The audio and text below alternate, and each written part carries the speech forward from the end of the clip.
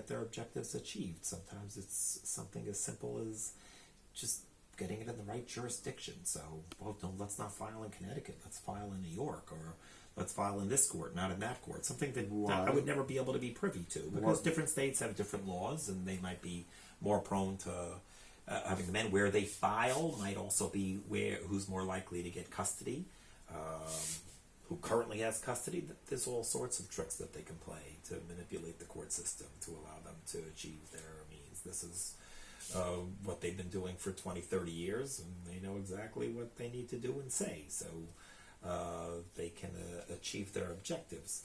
Obviously, that's not the most ideal circumstance, but I think the situation's certainly far better than what it was. It used to be automatic. It always goes to the mother, and that's certainly not the trend now. Now they essentially share custody. Although a lot of times it's very often where the child, when two parties separate, very often it's where they were living before the separation. So if the child was living in New York, and then a mother picks up and decides to go to Virginia, and then she wants to take the child, that's not going to be allowed by the court. The court would say, wait a minute, that's not where the child was before the separation. Things like that. And this is something that you need a lawyer to navigate. Do you think that a child should be with the mother or the father? Let's say they were separated, and what are I think the best situation would be the more people that are loving and caring for that child, the better. I think that when you share custody, not only does it make you a better parent, because you're going to cherish more and more the time that you get to spend with the child, and it'll also allow you the free time to not abandon your friends, your family, the free time that you need to develop your own well-being. And ultimately that in and of itself is going to make you a better parent. And then absence in some ways makes the heart grow fonder. So a little bit of separation, and then you reunite. You could really just appreciate it. And I think just also having a break and getting some good night's rest, or having some time away, sometimes can also enhance a relationship. So I think ultimately in the end, shared custody would be the best. Sometimes it's done better than others, but I think it takes a village. So I think the more people that you have loving and caring for the child, the better. I think there's something to be said about a two-parent household. Now, it doesn't really matter if it's a heterosexual couple or a lesbian couple. I think sometimes having that other party there will sometimes allow you to act in a better way. You won't, if I see the other parent losing their cool, or kids will test your patience. I mean, that's just, it is what it is. Not just when they're infants or toddlers, because they can really test your patience, but you name an age. I mean, when they're teenagers, boy, they could also test your patience quite a bit. They know exactly what to say to push your buttons, and they'll do it on purpose. That's sometimes what they do. They'll test their limits. Even toddlers will test the parent's limit. So having another parent there, and they see the other parent losing their temper, can step in and say, hey, calm down. And sometimes can, I think that could bring something to the table. That being said, obviously there's some negative aspects to it too, because if the parents aren't getting along and they're fighting and they're not working together as a team, that can be detrimental. I think the child should never see the parents fight. You could fight all you want, just make sure never to do it in front of the child. Why shouldn't a child see the parents fighting? It's the real world, and the real world. My father never saw his parents fight ever. I saw it on extremely rare occasions. But to fight, it's a form of playing out roles, and struggling, and that's true. Adversarialism and competition and domination. It's human, sure. It's a very human pastime, and they shouldn't see that all may be true, but maybe for a child's young brain to see that traumatic experience, I think, is probably not good for the child's development. Obviously, when the child's older and you want to expose them to more real life situations that they could possibly encounter, maybe that could be a little different. But it has to be, maybe not losing your cool is probably a better example to set than losing your temper and yelling at your partner. Why do you, out of curiosity, do you think that you could be with one woman? Oh yeah, certainly, of course. I mean, I'm 44 years old. I think, like much in life, it's a lot about timing. I think in the end, sometimes, perhaps I developed a little bit later. I think just my all boys elementary school, all boys high school, it left me a little socially inept, I think, in navigating. So maybe what I was doing in my 20s, really, I should have been doing in high school. I think in very many ways, I was an immature boyfriend. I don't think I was the best boyfriend. I wasn't really understanding the differences between the genders, and I don't think I was respecting women in the same way that I would have in my 30s. Of course, in my 30s, I was really helping women conceive, so it wasn't conducive to a relationship. I think when you're helping other women conceive, it's impossible to be in a relationship. That's really the challenge. But I'm 44, so I'm not going to be doing this forever, and certainly I do see myself settling down with a lifetime partner. I think it can benefit not just me, but also a lot of the children as seeing in a loving home. And set an example for them for the kind of relationship that they could also achieve. So you still believe that, or think that the model of a couple is as a cornerstone of humanity? A couple or a throuple. I think just the more the merrier, I think, of people who take responsibility for the child. So it doesn't have to be a sexual type of throuple, right? But I think a lot of the families that I helped were lesbian couples, and then I'm also trying to be a positive influence in the child's life. So then you have three people that love and care for this child. Now, you're going through this period whilst your children are quite young, but what about later on? What about the idea of building different types of groups? You've already experimented with biological groups, and I suppose you're committed to your own biological group, but what about non-biological groups, or assisting your offspring in acquiring skills and the ability to collaborate and cooperate with other people? Any thoughts? Well, first of all, a lot of the families that I am part of are not biological families. Most of my children have a non-biological parent, but they're more often than not very much more a parent than I am. Maybe I'm the biological parent, but then they might be the father, the true father. Or obviously there's a mother that's often playing the father role, and that they're a full-time parent. So those are some non-biological connections that I'm a part of. But I don't think the responsibilities, because I know it's true. I'm 44 and I don't plan on donating for too much longer. But that's not where my responsibilities end. I'm going to have my plate full, I think, going forward. Just helping my children, because currently they are infants. They're going to be toddlers, but small children have small problems. They're easily fixable. I could buy them an LOL doll, and basically will solve almost any of my girls' problems, right? I think when they get older, their problems are a lot more complex. I think they are a lot more challenging to solve. And I'm not talking about when they're a teenager. I'm talking about adult children as well. And then not only that, I also see my the parents, the previous generation, and what great grandparents they are. I mean, it's true. I'm going to have in the next 9 months. I'm going to have 70 children, over 70 children, but I'm going to have a lot more grandchildren, and if I want to have a relationship with them like I had with my grandparents, I think that's going to put a major burden on me and keep me very, very busy. Can you give some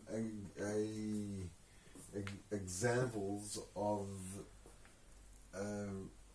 relationships that you've been in?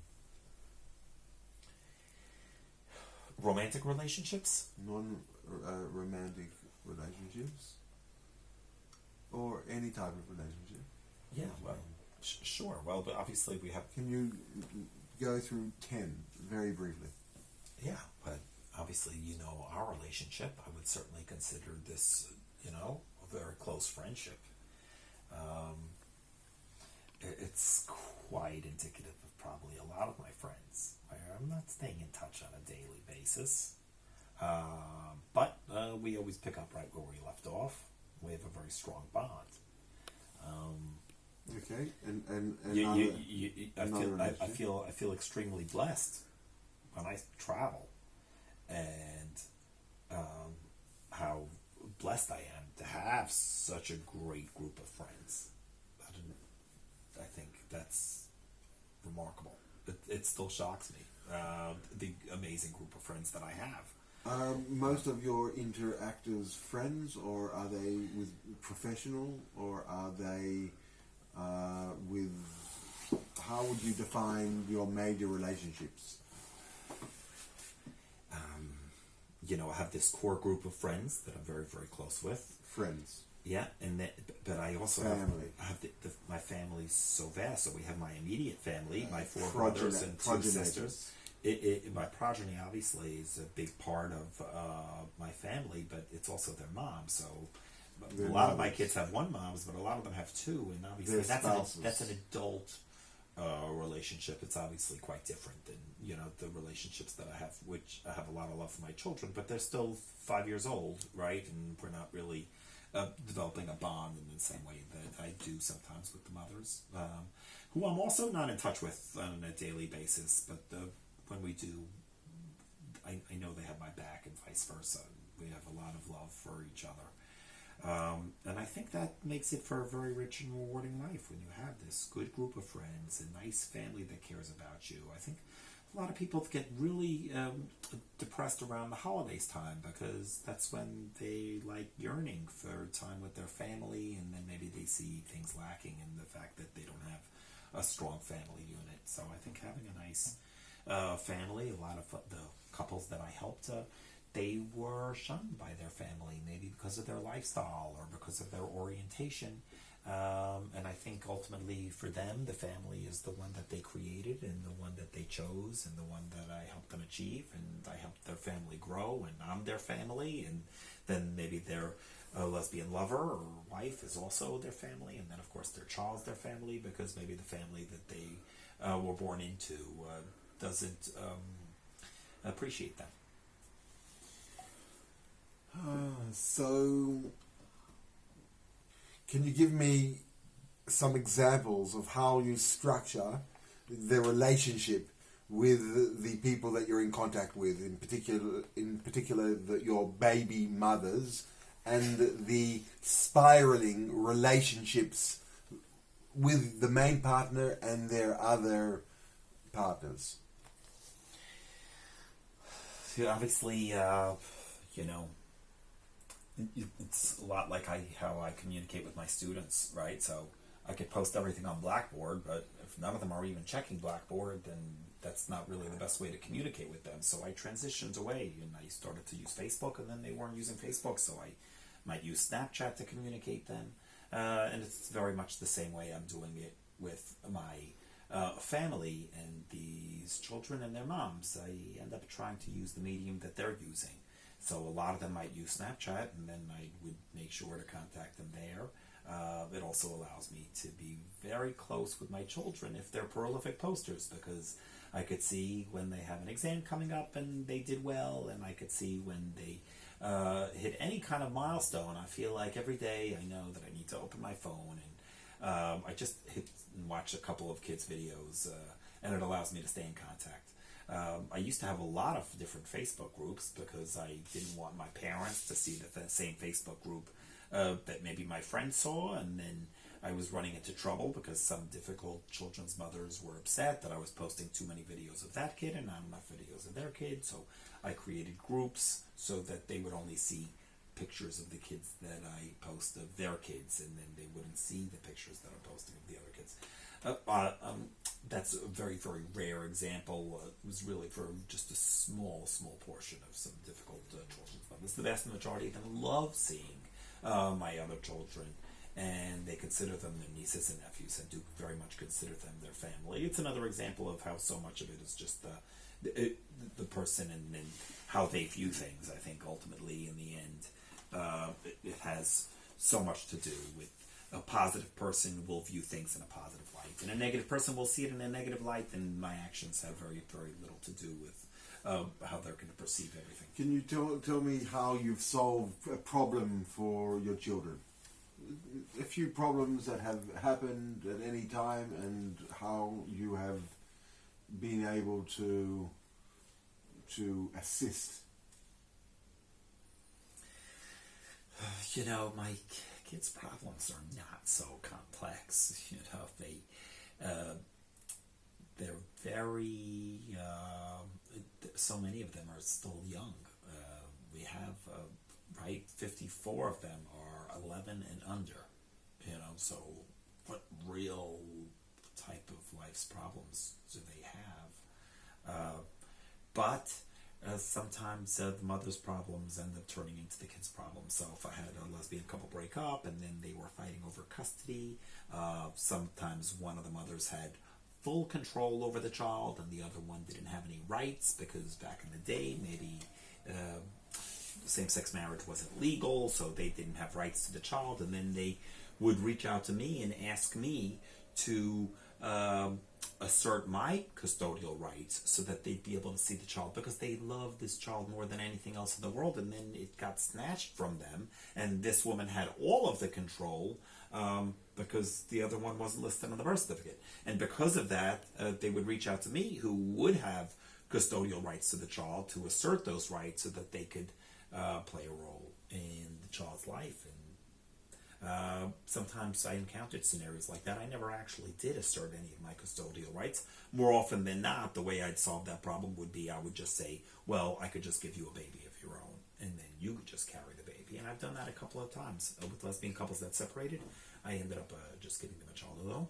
Although very often, when the couple separated, they managed to both co-parent and care for the child.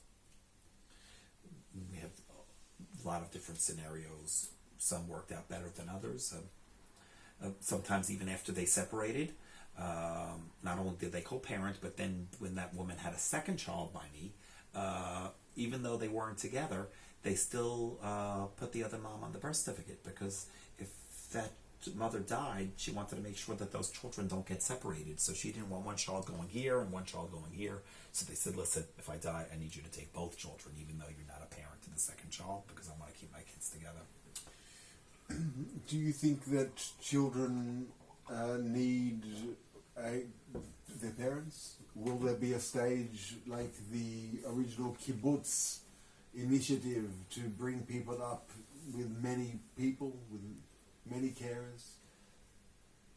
I think that's a wonderful, wonderful model. I know that my mother, when she put me in daycare at a very, very young age, what she did was she found 4 other mothers in the neighborhood who had a kid my age, and then each mom would watch all 5 kids 1 day a week. And then each of the moms would have time off to go shopping or time for themselves. And it was a way where the moms weren't trusting their kids to a daycare. They were trusting their kids to other moms from the neighborhood, and they knew that the moms were watching their kids, so they would work hard that one day to make it a very fulfilling, very nurturing day for their kids. And then, of course, the kids would be around other kids, and it was a wonderful model. I think this Kibbutz model is also a terrific model. I think it's good for the kids to be around other kids, and of course it's good to have that community. So do I see that in the future? You know, unfortunately, I think a lot of this awareness that's going on in social media, people post pictures of molesters and horrific stories, and I think it scares so many women to trust their child to anyone else. A lot of these women wouldn't trust, even my own children's mothers, they wouldn't trust their child with any other person on planet Earth. Sometimes they make an exception for some of my other children's mothers because they feel like, well, that's family.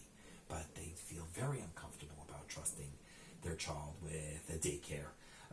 Although daycares, more often than not now, are all videotaped the whole time. the child's videotaped live. Some of them, of course, there's obviously exceptions for the bathroom. Listen, you can be irrational. I think that people are afflicted with this pedophilia. It's a sickness, it's a disease, but in the end, I don't think it's as common as people think. I think you read about it and it gets sensationalized. Do you think that AI can play a role in educating children? In other words, a Sophie type, mimicking human, an assistant, a teacher, a guide, a playmate, artificial reality friend, which can train and accelerate human growth and maturation in important skills. Do you think that there's a role for that in upbringing? I think when you look at the university level and how much AI has taken over so quickly, most textbooks now are all digital, and they have these online components where AI is doing a lot of the lecturing and a lot of the teaching. It hasn't transitioned as much to high school and elementary school, but I certainly think that's where the trend is going. Do you think that with children, Absolutely. at what age? Because they say a child should not really look at a screen until the age of 3, that they would become too dependent, too stimulated. They would eventually lose interest in their parents and in engaging, daily social interaction, human interaction. A lot of schools are shunning technology, but on the other hand, the dependence of children, a lot of children are dependent on their phones and on their applications and on YouTube and Snapchat, and that they're highly stimulated and not so stimulated by human interaction. Is that going to be what will happen? Do your children all use technology, and is that the trend? Are all mothers going to give their children these instruments to hyper engage and to distract them and to educate them? And if so, can that be managed? And if so, how it should be managed? And as a computer scientist and mathematician, what are going to be the formations of the management of this sort of structure where children are going to get an education, and how they're going to interact with each other with that education? I think that's a great question, because the truth is that parents back in the day, I think, used to give a candy to the child when they were crying, and they needed to get them to stop. That was just the go-to, get some candy, and that wasn't really great for the kid, but they knew that would work, and that would automatically get the kid to stop crying. More often than not, I find myself, when the child's crying and going through an episode, I just take my phone. Here, take my phone. It never fails. They open their games, they open their videos, and it helps them relax and calm down.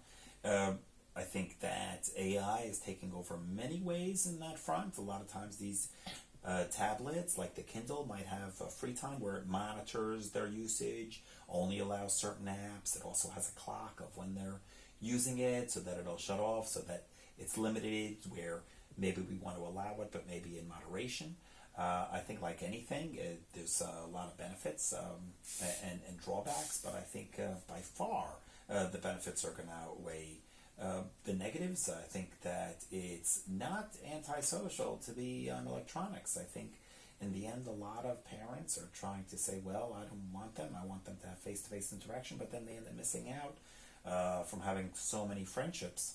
I look at my son, who was 15, and I was like, let's go get you your driver's license. Of course, it wasn't legal in New York, but I said, we can go to Florida, get your driver's license. He wasn't so anxious. I think now, with the advent of Uber, but more importantly, the fact that he can hang out with his friends right from the comfort of his living room. I mean, he's been playing video games for the past 10 years, but he's not playing alone or against a computer. He's been playing against his friends, and they're talking and chatting it up on the phone, and he has friends, obviously, from school that he's playing with, but he's also playing from people around the world. And I think that the studies where they say that technology hasn't been beneficial are not so conclusive. I think it's a little early to say.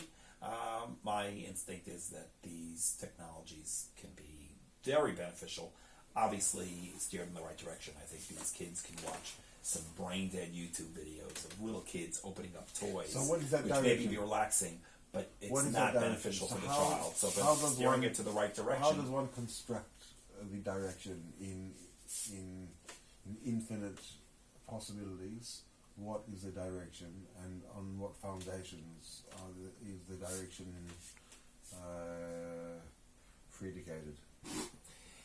You know, when I look at some of these games that the kids are playing, you know, sometimes it's, you know, just stimulating their creative side, and they're maybe cutting hair or doing something along those lines. But I have, you know, millions and millions of games here, and some of them are so intuitive and use their brains or practice their math skills or, you know, practice different shapes. And there's just an unlimited array of tools that are just in this one device.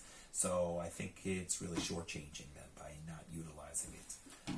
So what's the next step? If you're saying it's shortchanging it, then it's big change.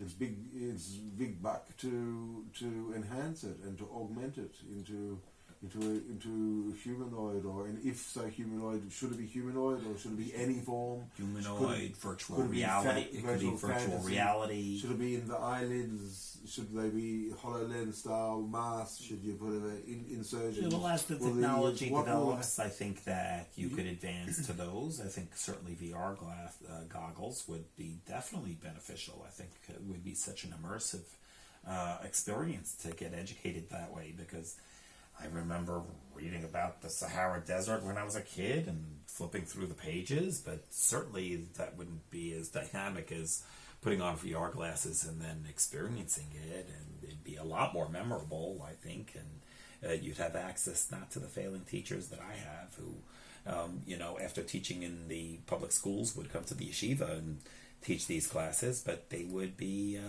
top-notch you know, child psychologists that'd be able to give that lecture, because they'd be able to just put on the VR glasses, and then they'd have lesson plans that were developed by the best educators of our time. And by the same token, you can go rock climbing and touring and skiing and riding through also augmented or virtual reality. So, Absolutely. what is what balance does one take?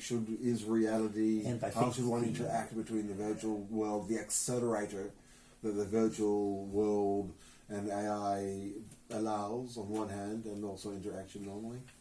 Yeah, you know, I look at my brother, who's a psychiatrist, and he's treating patients sometimes in Wisconsin or Arizona, and they're living in these small towns, and they have addiction issues or other types of problems where they don't have access to great doctors where they live. And the fact that he's able to treat them via webcam, I think, is a great benefit. I think it goes the same with education, when they can have access to just the best educators that money can buy. But the difference is that the amount of cost savings that they'll be able to take advantage of, because you'd have that one amazing lecture that they'd be able to then spread across, you know, not just the 300 million Americans, but the 7 billion people around the world. And then just that cost savings of what it's costing to educate all of these toddlers, and the property taxes that they're paying just to help would be able to be redirected into maybe, you know, sports programs or art programs or things that really don't necessarily need to be taught with VR. Ari, we're going to sum up the session, and I wanted just to ask you, maybe in short answers, some basic your principles of behaviour. What are them? Is there a particular behavior that you're asking about? And one that you've experienced because of your life and your work and your acts. It has caused you to experience certain things, and how have they contributed to a rule in life, a guiding rule. And I'd like to try to know several of these rules, but and to know how they're structured and how they've matured I'd prefer to know the later and more mature roles that you've developed. I think there's so much love in my life, and I want to credit, I think, just my happiness to the fact that I have so many people that care about me and so many people that I care about. And I think that's a really good recipe for a very fulfilling life. Okay, so you've mentioned love, and is there anything else? I think it goes both ways. It's having people that you love and and knowing that there's a lot of people that love you.